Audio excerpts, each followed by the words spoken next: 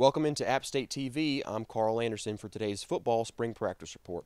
The Mountaineers are back to the grind in the Sofield Indoor Practice Facility following Tuesday's snowstorm and should return to full pads for the first time this week after Monday's practice was held in shorts and shoulder pads. For today's coach profile, we caught up with the latest addition to the Mountaineers defensive staff to get to know defensive coordinator Nate Woody and get his take on the defensive performance from Appalachian's first scrimmage. After spending his entire playing and coaching career with SoCon rival Wofford, Nate Woody made his new home with Appalachian's version of the black and gold during the winter of 2012. In addition to taking over as the Mountaineers' defensive play caller, Woody also installed his version of the 3-4 defense, a scheme the Apps defense had experimented with since 2011 but were never able to fully commit to. As the defensive coordinator at Wofford, Woody built one of the SoCon's most successful units.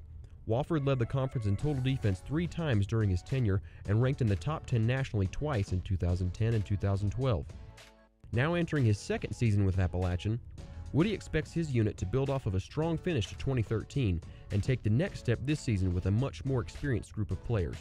Well, first of all, I thought we had a great group to work with. I thought guys came out every day and practiced as hard as I could have asked for them to do. I thought that we started making better decisions, maybe later on in the season, and still not to the extent that I would have liked. But I think a lot of that is coaching. I think I've got to do a better job of making sure that the coaches and the players understand their responsibilities within the scheme of the defense. And then I know exactly what I'm doing. I'm going hard. And I thought that's what happened later on in the season. I thought guys started playing better together. I thought the first scrimmage was something that I've seen an awful lot in the past. It was a time where guys made an awful lot of mistakes. There was some hustle out there, but not to the extent that we overcome mistakes.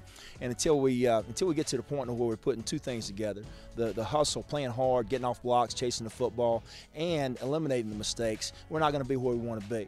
And I think that the very next practice we made strides. We made strides in our effort. Getting to the football, getting off blocks. We still made mistakes, so we got the rest of spring to iron those out. But at least we understand the difference between how hard we can play and how hard we have played at times. I feel like he's a great coach. I feel like he has that present approach where no matter what's happening, he's calm within the storm. He always has something knowledgeable to say to the defense to keep us calm, but at the same time play hard. He just provides so much knowledge moving forward no matter what happens when we play the game. He's aggressive when he needs to be. He doesn't overdo it. He has enough aggressiveness that makes you bring that fight out of you, but at the same time he's calm when he needs to be. He just has the perfect mix.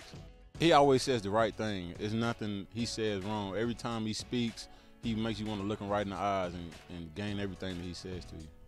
If we could continue to understand the defense better and better, we'll start to pull the trigger sooner. And that's our goal. And not give up the easy ones. If there's one thing that as a defense from a goal standpoint, we want to stop the run.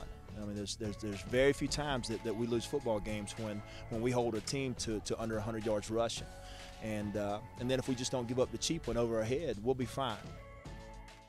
Appalachian has one more practice this week to make any remaining corrections from its first scrimmage before holding its second scrimmage of spring ball this Saturday.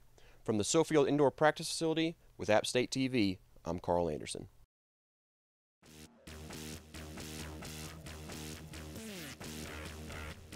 Stay in tune with the head coach of the Black and Gold by following Scott Satterfield on Twitter @WinTheGame.